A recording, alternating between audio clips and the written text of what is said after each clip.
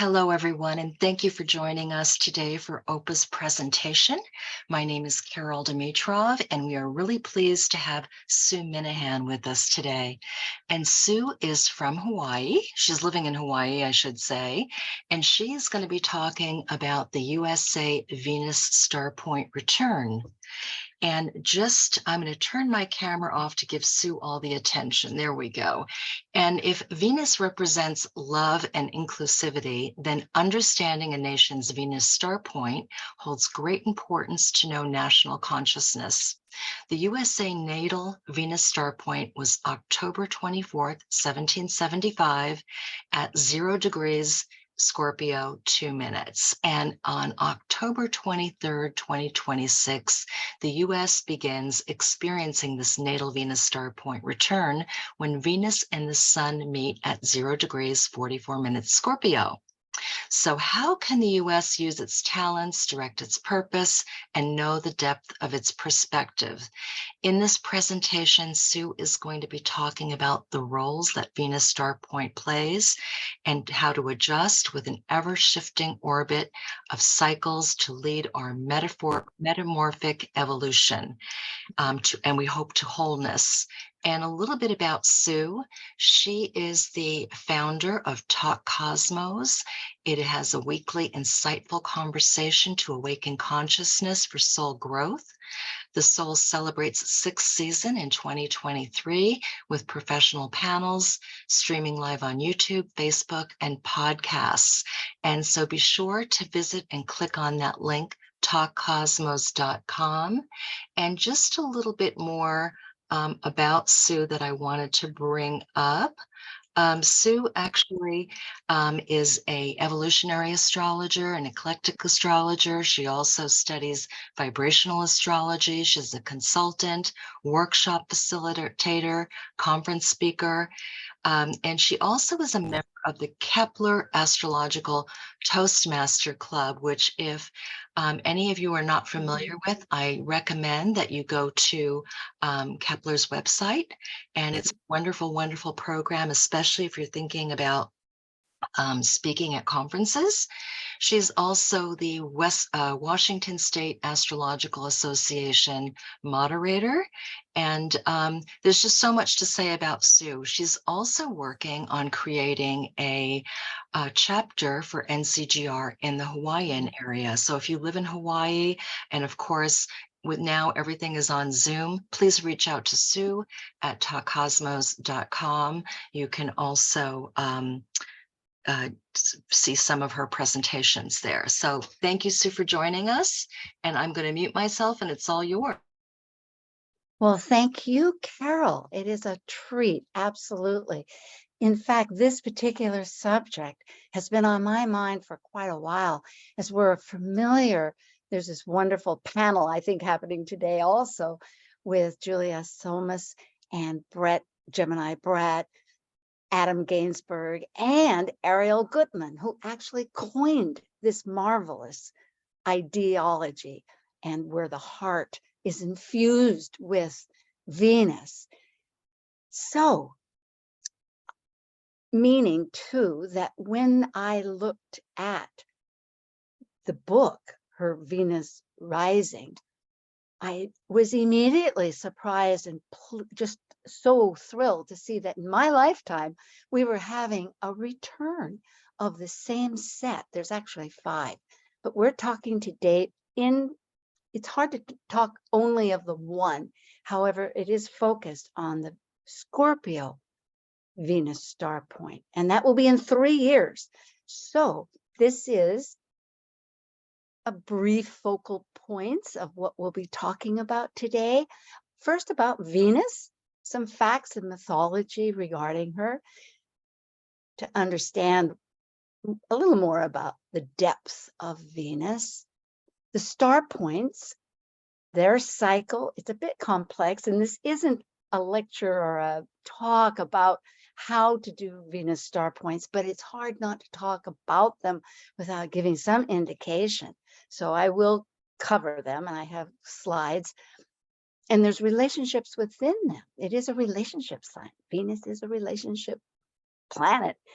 along, Taurus and Libra, that it rules or guides, navigates. Also about the United States, briefly, there isn't too much about the founding fathers, although I was so eager to find out more, but I realized that's an entire study. But I couldn't help myself, and I do have a little bit about them. And then practice versus theory, because this is really about how are we preparing ourselves for this next entrance into another transition. We are experiencing still the Pluto return, and the Venus return, the Venus star point is another one. It's 250-year cycle, by the way. Okay, so do you remember early on when you first wished upon a star? Starlight, star bright. First star I see tonight. Wish I might have this wish I wish tonight. Looking at the sky, always in the morning or in the evening, the brightest object is Venus. It's the heart of consciousness, but it is the brightest after the sun or the moon. And it's for a couple of reasons. It has thick clouds that reflect a lot of light. It's very close, the closest to Earth, and it's between us and the sun. And it's hot. Just interestingly, it's not a dull planet. It's got volcanoes. And it spins the opposite of the rest, except for Uranus. And that, interestingly, leads an interesting correlation because they are in mythology, Papa and daughter. However, the whole lineage of Venus goes way back. Civilization means that we have writing, along with the other tools of civilization, government, sharing money. There's about 5 of them. But a meaning, in other words, that these goddesses we know as of that time, but it goes way, way back. Now, the Babylonians, 5,500 years ago, they understood Inanna. And Inanna has a very complex story where she wasn't the familiar, simple, well, pardon me for saying simple, but more the not even transparent, but her depth. I'll just get to that rather than comparing it. She went to the underworld.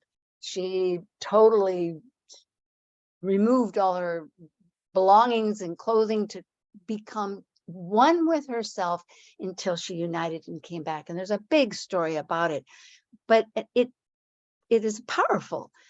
And the Egyptians, they have their legacy. We are associated with Western mythology, and that is also Roman Greco, because Rome took on all of Greece's mythology. For those that of us that love mythology, which I do. And I see her birth as a traumatic experience. It hasn't really been talked about. But as we know, Uranus in the sky, of the sky, was propagating with Gaia of Earth. And just as indiscriminately, because when you create anything, you get this draft, you get that draft, and it isn't perfect yet. In fact, they've just found out that there were people in a cave down in South Africa, which isn't that unusual because that is the birthplace, but they're like, it's like over 300,000 years old. Now, they're not our direct relatives. I mean, Homo sapiens, they're Denalini, I think. And yet they buried their dead, and they also wrote on the wall, and they had a tool too. It was fascinating. So now that we're pulling me back from 3,500 years ago, it's traumatic because of his son, Saturn, castrated, and I apologize if that upsets anybody, but had to stop this propagation. And I see it because Cronus, Saturn, is time. Well, eventually people came onto the world, and it was time to get moving on the human experience. Dinosaurs were around for 200,000 years. We know all this, and there were people around then too. So what goes around comes around, and of course Jupiter comes along, his son, and has him regurgitate because Saturn, scared, was swallowing all his children rather than repressing them like Uranus did. The fact is that from going back, okay, the gift of, and I'll get out of this, but if I find it important, because when we think of Venus, we go through a lot of depth to find that beauty in our life. And that's really what Venus represents. In vibrational astrology, it is our attraction to beauty. And that can be in any kind of manifested form. And it doesn't need to be an exterior form. So in other words, with Jupiter, the liberty of Jupiter was able to create free will because Saturn had it very controlled. And it was necessary, perhaps, but still, free will is our legacy, and that's what we live by. Meanwhile, Venus falls, she didn't immediately, but the seed or the sperm falls into the sea and creates foam, and she's birthed from the sea. Now, she had a violent birth, and she was nurtured from this big sea, this womb, and Poseidon nurtured her. There is mythology that I understand that she was nurtured with a nymph and raised, as we can see. Here are all the different, I forgot my slides, but we have this visceral birth of evolution through chaos with Uranus, and then order, and then free will. That's, and our will to create what is beautiful. So here we have what we're familiar with so often is this Birth of Venus by Botticelli in 1482, many years ago. And it's very symbolic. There's the wind, the west wind.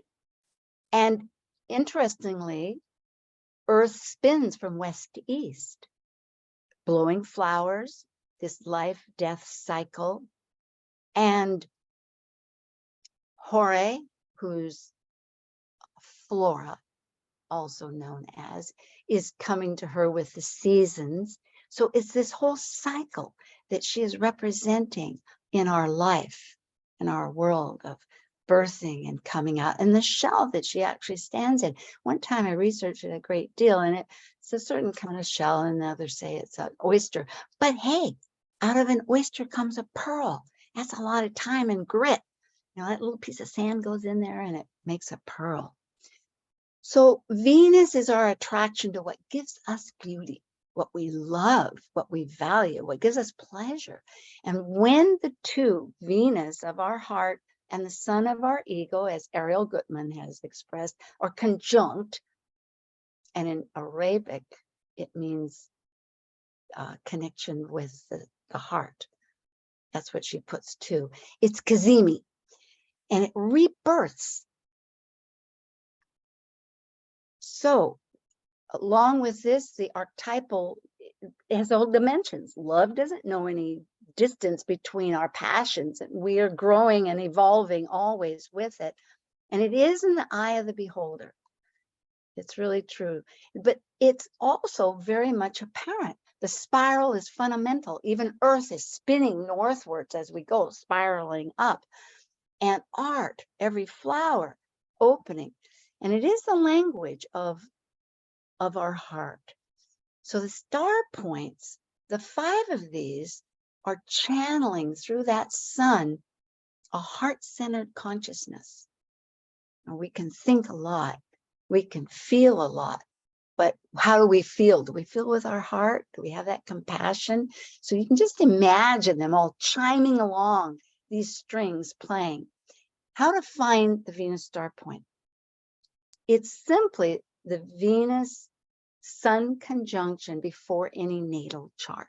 In this case, a nation.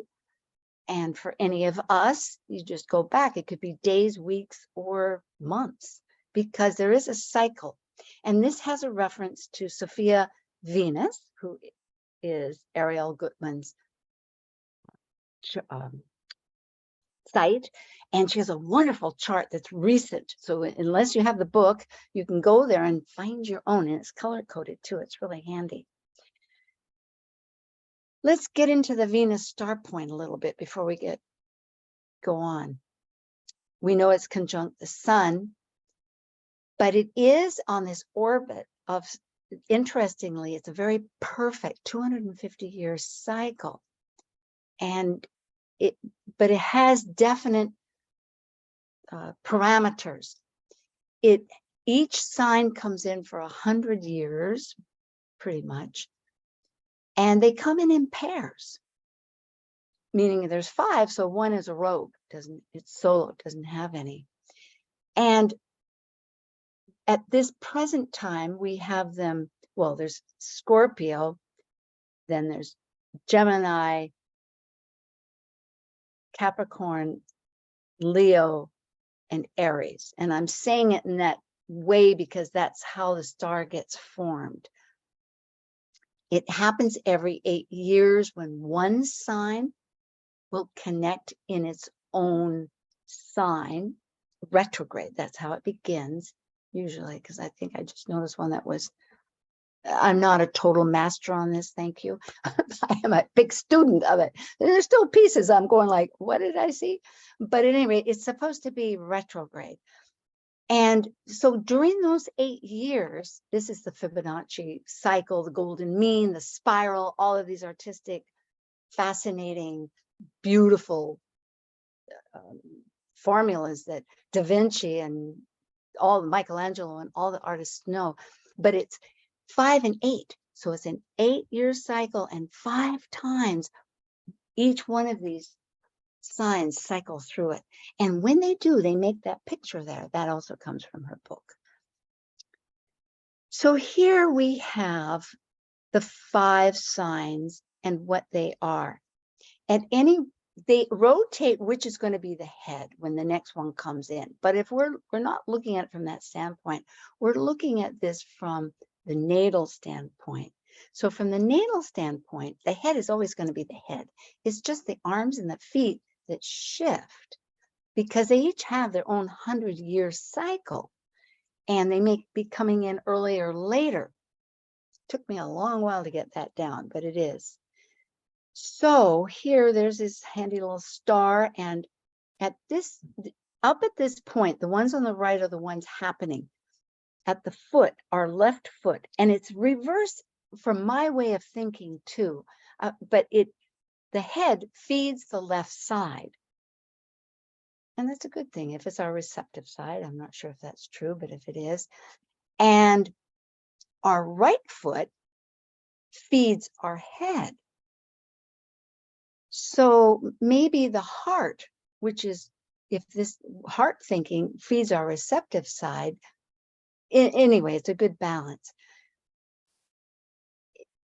And I have the years as they went ahead. Here's good ones with the years. So in 1926, Scorpio was initiated.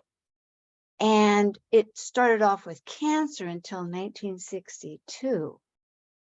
And that was the left foot. Now it's feeding Gemini. But if you have a Cancer Venus star point, it's still going to be fed by Scorpio, because it doesn't end until, I believe, 2030. Then if with the Aquarius, which is the right hand, because it also has this cycle, 2 cycles. One makes a star, but the other just goes clockwise. It's like the primary motion as it's spinning, remember, from west to east, that Earth makes. And really, it is Venus so close to us with that bright light in the sky that's bringing light down to Earth. So here you go. Anyway, we have Capricorn, that's the right hand, that's fed by the mind. We have Leo right now on the left hand that's feeding Scorpio. No, Scorpio's feeding the left hand. I'm sorry, I'm thinking forwards and backwards on all this thing. And Aries, of course, is the right foot, and it is feeding Scorpio. Okay, so let's go on. Here's another graph, and these things you can look at more yourself. This also repeats the same idea. And the only thing that is different here, well, two things. One is it is retrograde. It begins at 30 degrees and it goes back to 0, and it moves every 8 years 1 to 2 degrees. And this is another diagram, and it shows what I was trying to explain of how it feeds. So it goes zip down from the top down to Gemini, Cancer, over to Aquarius, over to Leo, down to Scorpio, and up. And as you can see, the signs rotate every 9.5 or so months going clockwise. Okay, 7076. These were the star points. If you want to look at them, they're right there. You can pull them up on your handy dandy software. And you'll notice too that Aries and Scorpio are very close together, just a degree apart. They're pairs, life pairs. Capricorn and Leo are life pairs. And Gemini in this particular cycle is alone. And also you won't see Sagittarius and you won't see Taurus in this particular 5-pointed star point. So I think I'm driving it home, and you're getting this picture.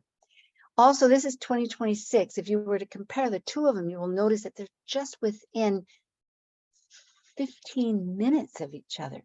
Now, there's a huge other cycle that I read, and I didn't really study it, but I believe like 10,000 years. And that one, I think, goes exactly smack dab on the first, whichever that was 10,000 years ago. But we're not talking about that. This is something from me that also shows the power of these 5 working together, because who's the team? It's a team working really together. So there isn't control, it's really create, and chaos is part of the name of the game. And you need to go through your tears and go through your laughter, because you're transmuting. We're talking Scorpio here. This isn't just writing a book. Well, everything is transmuting. Everything's relationship, everything's transmuting. This is the actual chart, because the Venus star point occurred several months before our July 4th event. And we're using the July 4th chart, which I'll pull up next, just to ground you on this. But it was in October 24th, 1775 at 9:29:13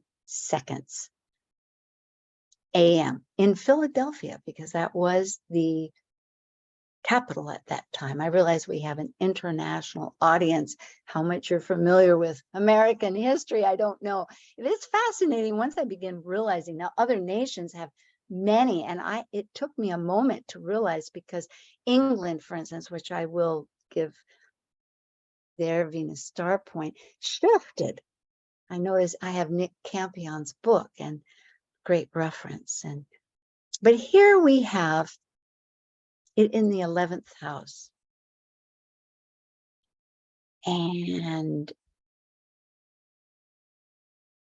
I just noticed that its rising sign is not that far off from the Sibley chart, which is 12 degrees Sagittarius, and this is 7. But in this case too, the moon is conjunct with it. So that's an extra dimension. We could interpret this whole chart.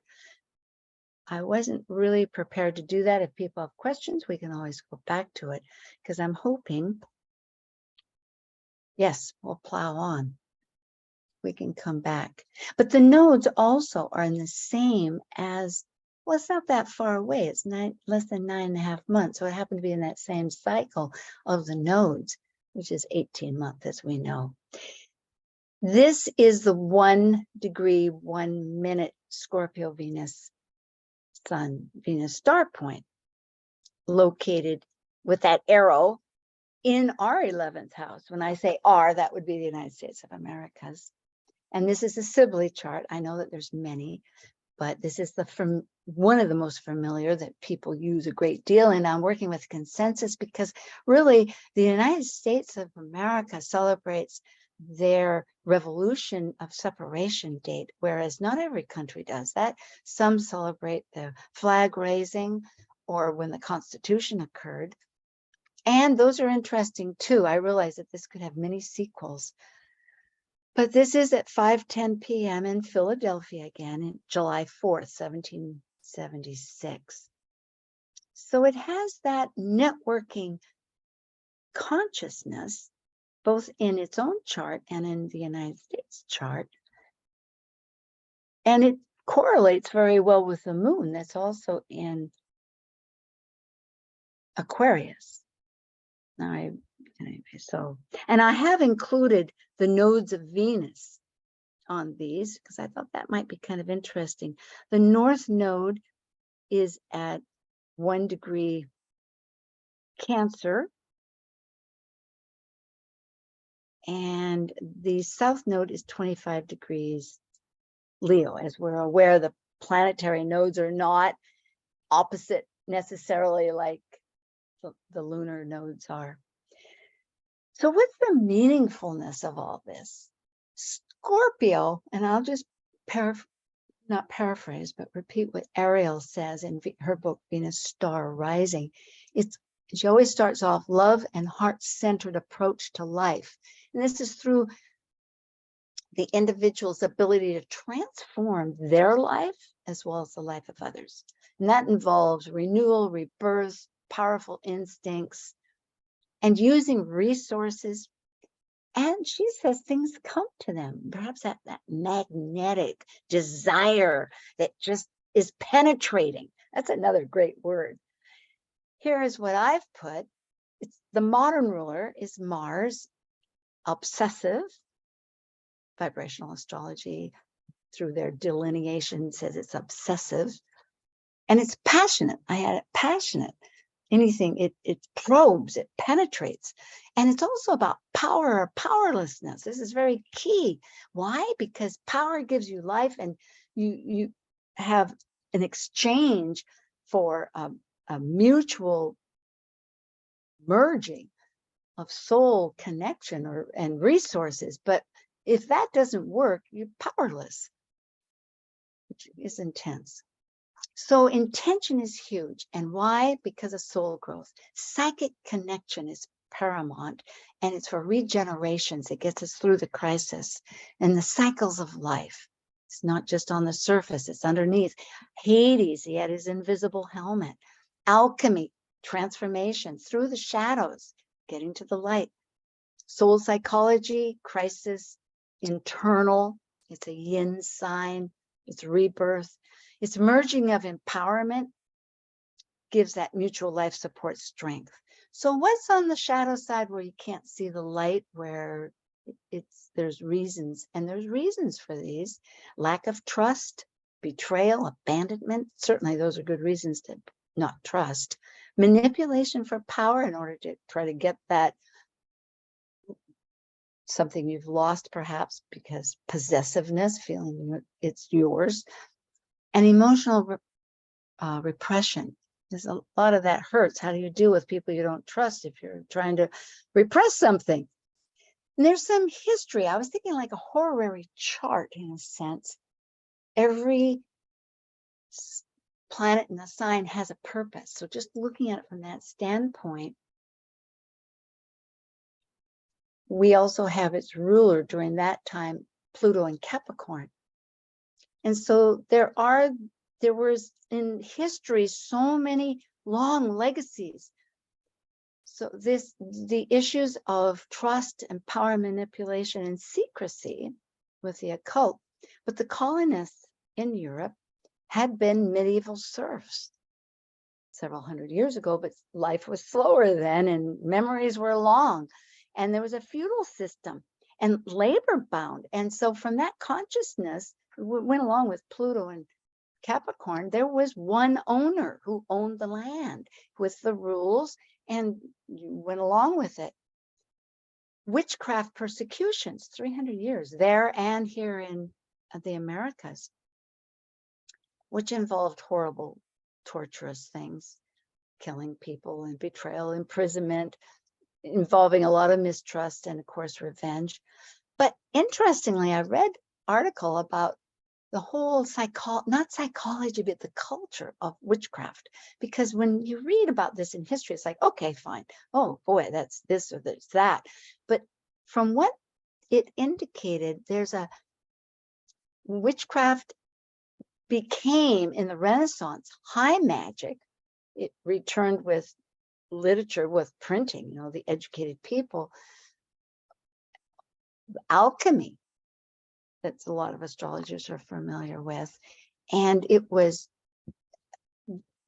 had a high regard. But then there was also magic, uneducated, low magic, that was for good and bad, because people thought very externally. Things caused problems they could blame without taking accountability, which has shifted now. And that's part of what I'm bringing up. But to thread this through with the psychology of Scorpio, which is so important to realize that it permeates us in some factor in our consciousness as a nation, and is that we work with other nations. And people would ask for good or bad. So in other words, your person, and a witch was someone that had it innately and just by will could cause harm. That was the idea. And a sorcerer could learn it. And Christianity came along and with their strength of thought, demonized it with their ideology. And that really lasted long. So all in all, there's a lot of history that the people, the immigrants, the colonial people, however they came, experienced a lot of what they felt was unjust from works and rights, and so they were secret. Well, we do celebrate this 1776 July 4th day by popular consensus, and it's breaking bondage, and it's to regroup, because Scorpio transforms what's powerless, and it's not giving life. So we want to get from theory versus practice, because hopefully we're all aware that the United States, although with its wonderful attributes, has definite focuses that need a lot of attention. And there's a regrouping, there's a refocusing of happening. And in our Constitution, it promises, and I'm just in my own phrasing, all people are created equal to pursue their freedom, their liberty, and their happiness. So working to make this, we practice what we preach, looking a bit at what's the difference between then and now, because it will be 250 years. Granted, this is 3 years from now, but transformations begin slow, and it's time for awareness. And the one major difference, and I am an evolutionary astrologer, is Pluto. It is not in Capricorn, as we just have been, it is at the moment, but it's going to be in Aquarius. So that empirical power of one single leader that was necessary to take, like Saturn, you know, the chaos and make order so that people could function. They could have rules, they could have laws, they could go to the bakery, get their bread, whatever it was, and the obedience, all of this. But going into Aquarius, as we're aware, has perhaps, of course, it'll have its shadows, but it's decentralized, which means a lot of deconditioning, but it's this network community. And along with it is very necessary the polarity point of Leo that is saying it requires the give and take, because it's giving respect for the dignity of each individual, regardless of who they are. And along with this, Capricorn, Earth, is moving to air in Aquarius, and we have Venus always in watery Scorpio. But those two signs, Earth holds both, but Water has air in it, H2O, 2 hydrogen and 1 oxygen. And air is constantly the symbiotic relationship with water, even ice. And Scorpio, as we know, represents fixed, and we think of it as ice. But ice evaporates and it moves into the air. And when it collects enough and the temperature changes, it circulates and comes down. So water and air are actually great friends. And this reminds me that we at this particular time could focus and help people focus, because there's reasons with the climate, not just, oh, let's do something. It's like actually get in there and work. If we look at Mars as a traditional ruler and Venus in a vibrational astrology, it's visceral. They want to get their hands into it, maybe get in the dirt and garden, or as my teacher happens to be Linda Berry, and take the herbs, grow them and cook it. So this is giving us this action, motive, action, and how we see beauty, how we're connecting the world together. And there's huge groups. Well, we know a ton of groups, and I won't mention them for only because that's not my place here. But they have purpose. They have like-minded people. It could work. Let's go back to the Venus star points, because there are 3 relationships among those 5, because there's a head and the feet. They have a relationship. And then the head with either hand has a relationship. The karmic one is the head and either leg. It's evolutionary. It's part of your foundation. It's compulsive. You're feeding, as well, Ariel says, through the heart of it. And I had to look at that. But if you look at the star, it's going from the top all the way down to the bottom. So I guess that's her focus of going through the heart. And it both sides is the benefit. It's actually feeding one. So depending who's a Scorpio and who would be either the Gemini or the Cancer in this particular one, the other would be receiving. But on the other, Scorpio would be receiving. But really, in any relationship, both change. And it's karmic in the sense that it's making, not necessarily, not saying it's bad, it can be good or bad, but it's making a resolution of something going forward. So the 2 pairs it's a companion pair with, okay, so it feeds Cancer and it feeds Gemini as of 1964. That's when Gemini came in. But it's always feeding Aries, because Aries came in afterwards, I think 1929. I've got it on a chart. So that's always going to work. Now, there's a second most popular one as far as experiences that Ariel looked at, and that's the twin. My husband and I are twins. We're 6 weeks apart. And it's the same Venus star point sign. And they're like twin souls. They mirror each other. So there's a real affinity. And when you consider Scorpio, that's pretty intense. Scorpio gets along very well with Scorpio. Matched minds, you could say, matched souls. But you can relax, be yourself. You have lots of interests. But there's 2 kinds, whether it's a morning or evening star. And also, let's go on to the 3rd one, creative. This is where the hands are working. And the head either goes to the left hand and feeding it, or else the right hand's feeding the brain. And I think you're looking the opposite of me. Because you have to remember too, when you're looking at that star point, looking at it just on a page, the star is on stage. And the star would have it stage right and stage left, if that makes sense. So looking at it's going to be the opposite, just like me right now. But it's creative. It's talent, opportunity, flow. It can be artistic. It comes and it goes. There's not that commitment like in the karmic to go on.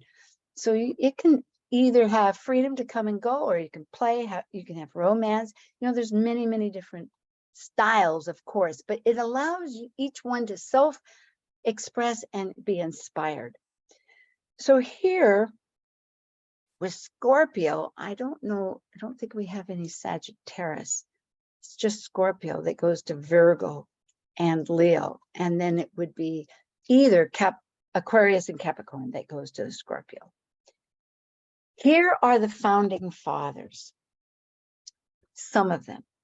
Patrick Henry in the United States, perhaps others around the world are unfamiliar. There's he's legionary for saying, give me life or give me death.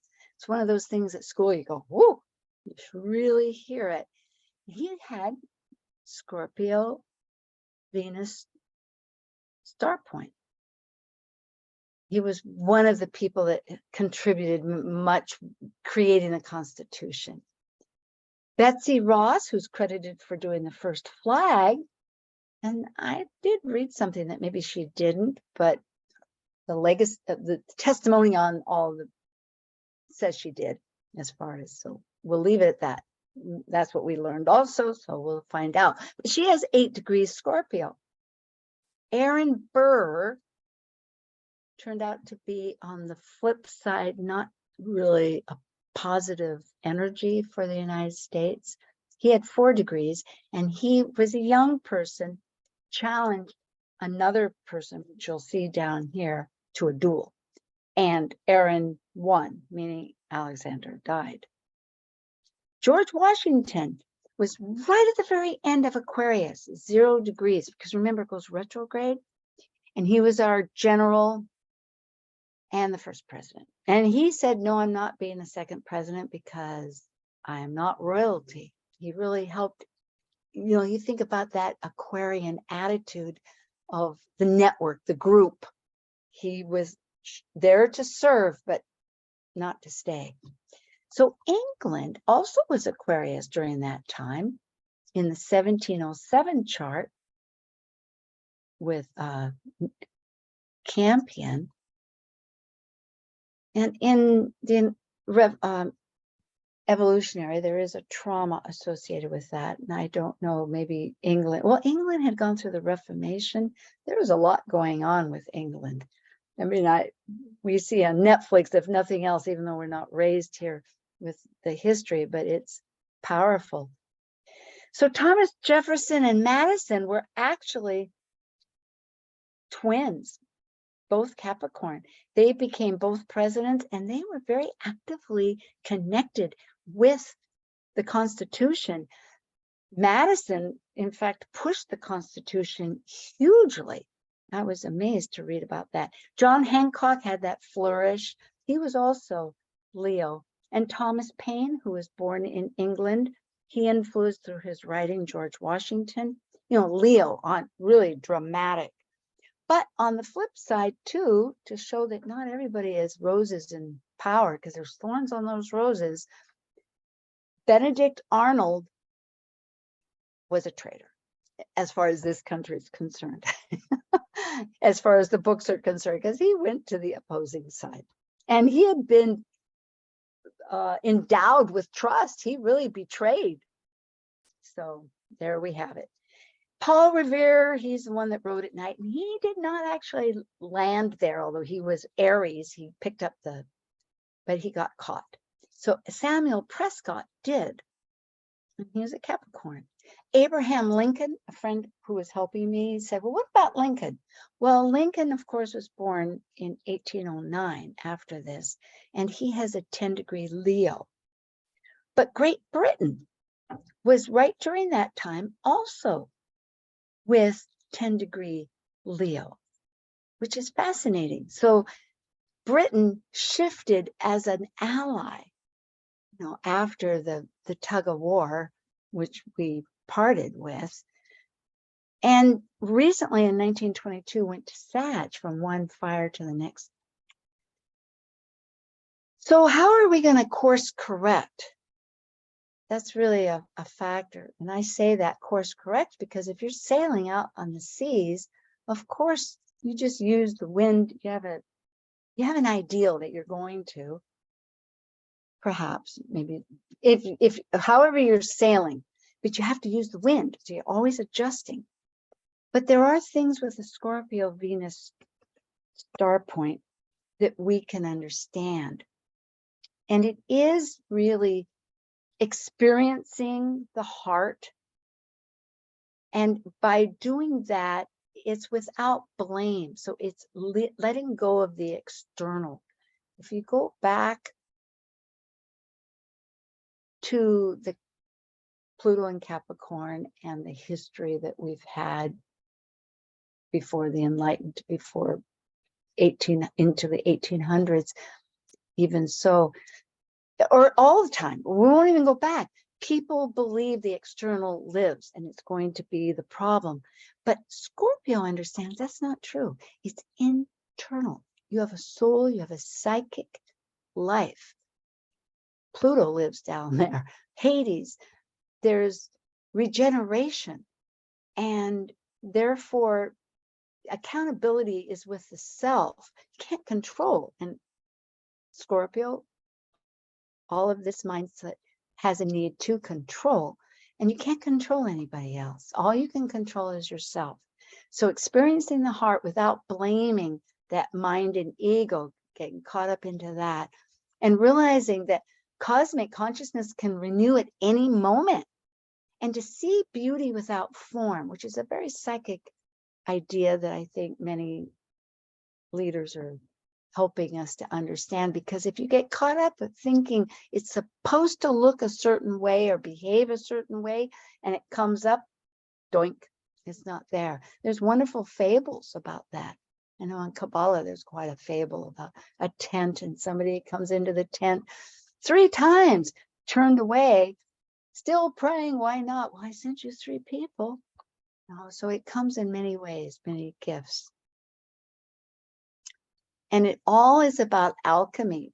These people, the Renaissance, the Enlightened period, all of that were correct. And that goes back to the Hermetic code, way back with as above, so below, as below, so above, as without, so within, as within, so without. And you can alchemize your heart, and it is a rebirthing process, and that's our inheritance. Venus, how else did she get created? You know, it didn't.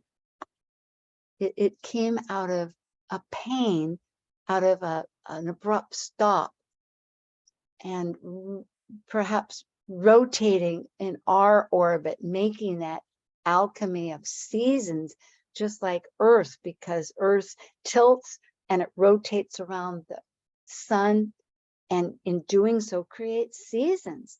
It's a operation of all of that. So intention is big. Intention with Scorpio is huge. And there we had in the revolution a common cause. We were breaking bondage from what was perceived as unjust, for the liberty to believe and handle life as one wanted to. And yet in this day in life, one can get so settled with their calendar and scheduled dates and everything else without thinking of the needs of what needs to change. But we have a pressing need. Remember that water and air, and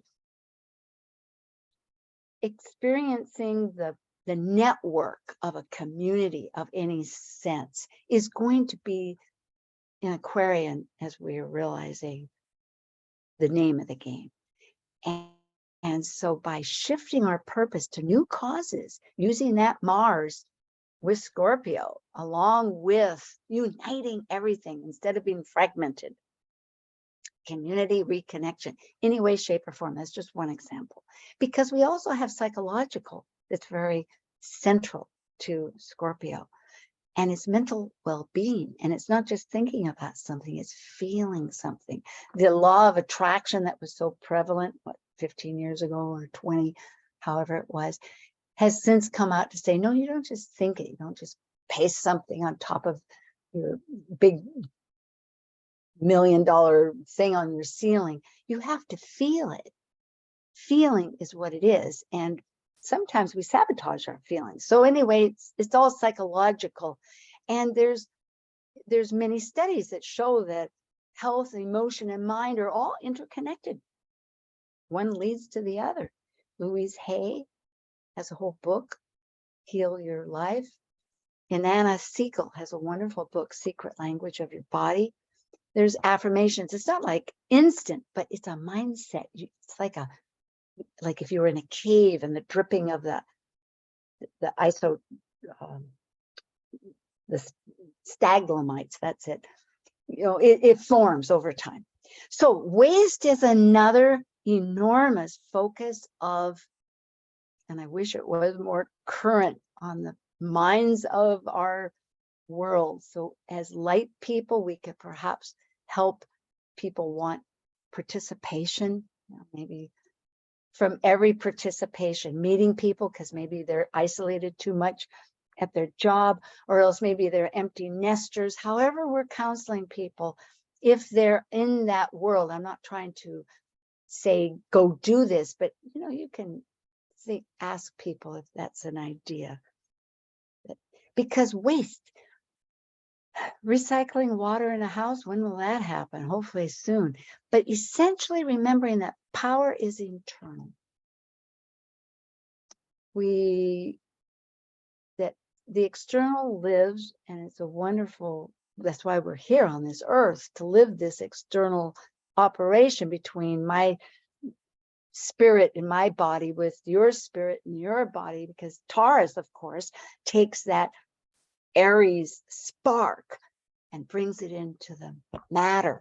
Kabbalah says this, they all say this. It's nothing new or different. That's how it is. And the last, and if we have power within, we can trust ourselves. And trust is huge. Trust is so important. We may not trust others immediately, but we'll know when to trust and how to trust, because we'll have that compass within us. So somehow moving to that spectrum of Scorpio lends so much to this United States. And it's all telling the story. It's releasing the emotions, getting them out from being locked down. Now, oh boy, my tongue and my brain don't connect, but Pythagoras, thank you. He is from Greeks, and I'm checking my time always. And it's part of that, the mean, the golden mean. In fact, he helped devise this. It's now being called the music of the spheres, where everything is vibrating and it's in that harmony, in a harmony, but it's also the interaction and the growth and the development, this ability to create. Control without control, it's just creating, a lot like Uranus did in the beginning, with Gaia. So if we imagine all the heartbeats merging into polyrhythms, and they're dancing and they're mapping this cosmic consciousness, the Taoist master Lao Tzu, another very, very old, I think it was during the Axle Age that Lao Tzu, along with, I don't know if he was with Confucius and Buddha. There was this period, as we know, it's relatively, the last couple of years been researching, but music in the soul can be heard by the universe.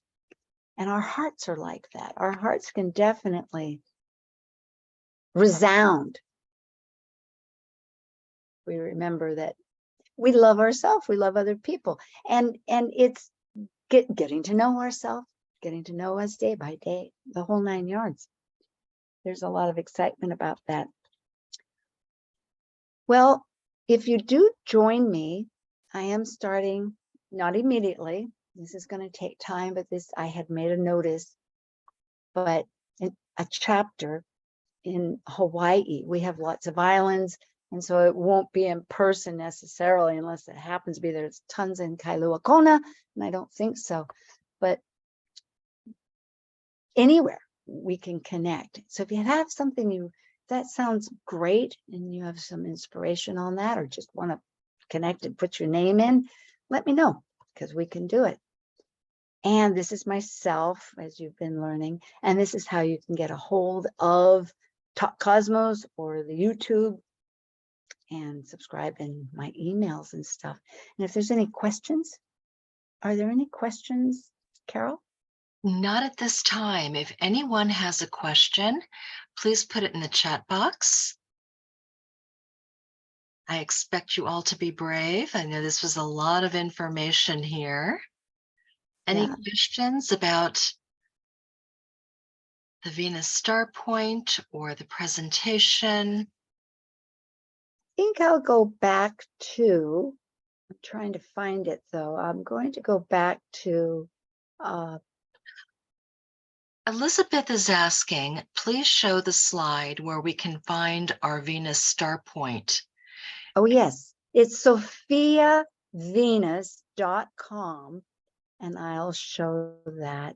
And that is Ariel Gutman's. And you can also, if you look at this, you can click that, and I think it downloads. It's hyperlinked. Here it is.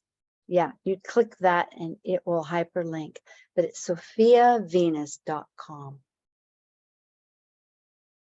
Perfect. Yes, and you can download that PDF and it tells you all the dates. You look at the period of time when you were born, and it will tell you exactly where your Venus star point will be. So that's a really great reference. It's How a do great we way find to. this in solar fire? Well, in solar fire, okay, the best way is to do an electional search. So if one's familiar with solar fire, up there at the menu, it has, I'm trying to think where electional search is under. It's about, on my computer, it's about 4 over, but it's electional search. And then you put in, there's many choices, Sun conjunct Venus, and then you put the dates in and the location that you want. Although the location doesn't matter. That's another factor I didn't mention. It really doesn't matter what time and where you were born, because it's the same Venus star point wherever you are. So all you need really is just a date. And Right. Yeah. And winter is, let's say, saying, my screen is moving so quickly. Sorry, guys. Winter is saying my Venus star point is morning star Scorpio. There is a distinction between morning star and evening star, and I was reading that. I haven't gone a great deal. Okay, but that goes into the twin one. And I wanted to add one other thing. If you're in searching in electional, to find out whatever they are, that will tell you, it'll say exact when it's leaving and departing, and you can blip those out, or else copy them all and then just delete them. But if you know that you're interested in the Aries or a certain one, then you also want to add into that electional report that each sun is conjunct like Aries, and Venus is conjunct Aries, and then it'll show those. But for Winter, hi Winter from San Francisco, NCGR chapter. I think I participate with Brett's, so I know that she's with that. And okay, where were we? That's right, we want to go. Sorry, twin. And I don't think I put down the difference, but okay, twin. Here it is, harmonizing twin star relationship. If you have the same, this is talking about Scorpio and Scorpio, then it's harmonizing. And if it's the same morning or same evening, then it's reflective. And I should look and see right now in my book which the United States is, if we're morning or evening. I don't know that. Can I leave for More a moment to research. grab that? Yeah, I And know. well, while you're doing that, Irene is also saying that Planet Dance is a free astrological program that will plot the Venus star point for you. So thank you for that, Irene. That's fantastic. Oh, that's exciting. Yeah, Planet Dance. That's Planet excellent. Dance. So we'll have And to that just, check that out. it's much like I was saying, is a dancing Yes, yes. rhythmic situation. Well, And then okay, Nicole is asking, is the Venus, we're a morning, oh, I'm oh, sorry. I'm sorry, morning? We're a morning star. The United States natal chart is a morning star. So you are a reflective twin star winter with the United States. And to remember too, and we'll get to her question, I realized that if we looked at the Constitution in not 1789, that might be quite revealing too. It might give another layer, because that's when we actually started being governed by that idea. So in fact, I could look that up. Yes, what And then question? Nicole is asking, is the Venus star point the closest or just the one before? The one before, not the closest. No. In fact, Alexander Hamilton is 2 days, his birthday is 2 days after, or 3 days, yeah, 2 days. He's born June 11th, and the Venus star point in Gemini was on the 9th. So he's really in, but had it been 2 days after? No, it has, from my understanding, it needs to be before. Right. And then Irene is also saying that she thinks astro.com also does it too. So thank you, Irene, for Oh, all those great insights. And Irene is also saying, from the perspective of the American psyche, how does the Venus star point represent the heart of your country? And how will the return highlight what will change for you? I believe it indicates the passion. Okay, part of it, as I was wanting to illustrate, was the rulership. We've had natally, well, we have Pluto in Capricorn. However, and that's a 246, 48-year cycle in Capricorn. But the situation is that it colors and infiltrates the ideology of how that Scorpio is alchemizing. Because in this country, if I just look at Scorpio, psychology is very prominent in a certain growth of the nation. We have merging of it's been, as a founding, it was committed to its passion of finding a partnership.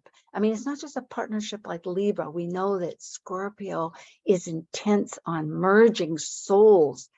And so it was, I think, a driving factor that the colonists, the founding fathers, and there's some women too, were people that wanted to really have this experience where they could be totally themselves and merging with the life that they want. Because there's also a lot of crisis that we've had.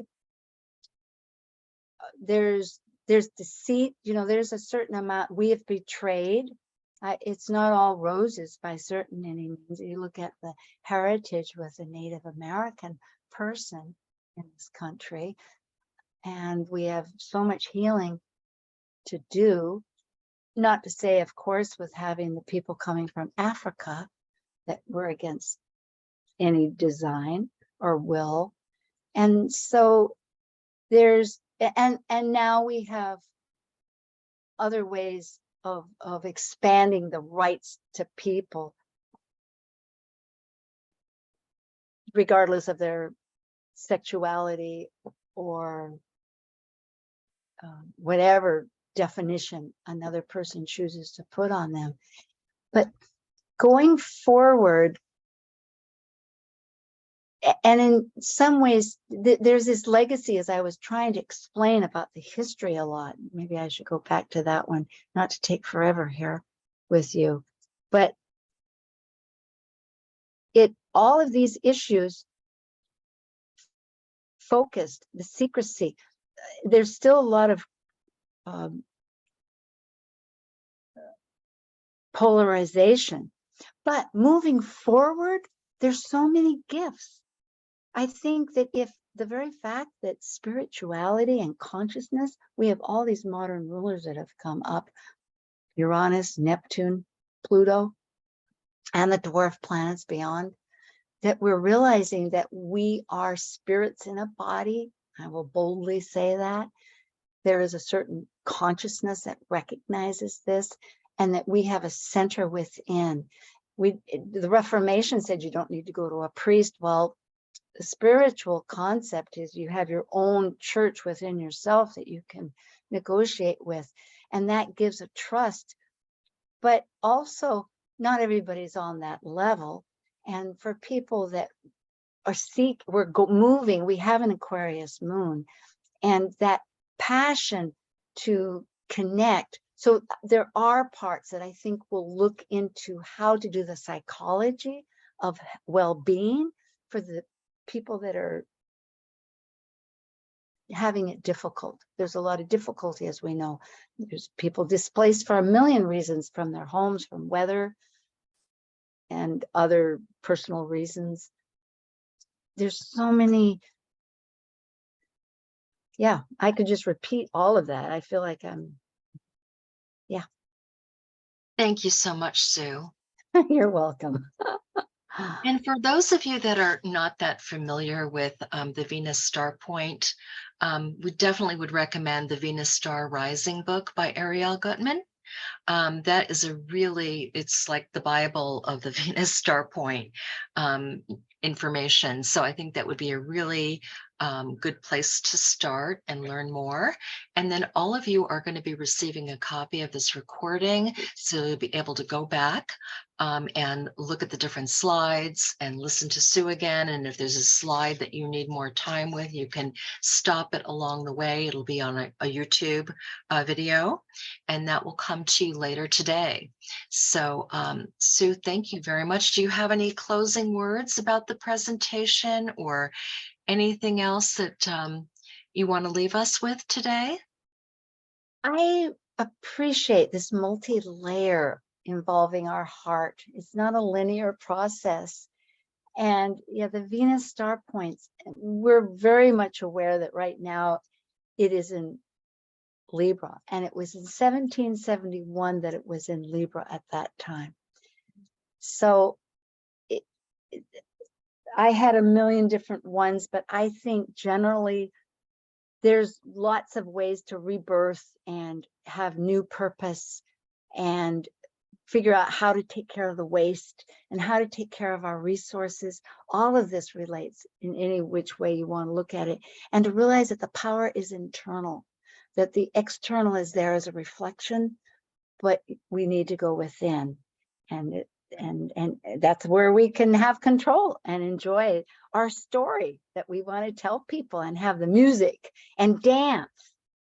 So thank you, everybody. And thank you, Carol. Thank you so much. So be sure to check out Sue's podcast, her YouTube channel. You can go to talkcosmos.com, and definitely be sure that you look for your email later on that will come to you today in your inbox. It'll say recording link, and you'll be able to review this presentation. And again, be sure to save that email or the link. So later on, as you learn more about the Venus Star Point and more about what's coming up in a few years coming up, we know this is a little preempt and what's going to happen with the changes. Be sure to review this presentation. Okay, so thank you very much, everyone. We really appreciate you coming on with us, and especially all of you from all over the world that have joined us for this presentation. We thank you. Sue, thank you again. Oh, my pleasure. Have a wonderful rest of your day and evening. Thank you. Thank you. Bye-bye, everyone. Have a great day, and thank you again, Sue, for the wonderful presentation. Bye-bye now.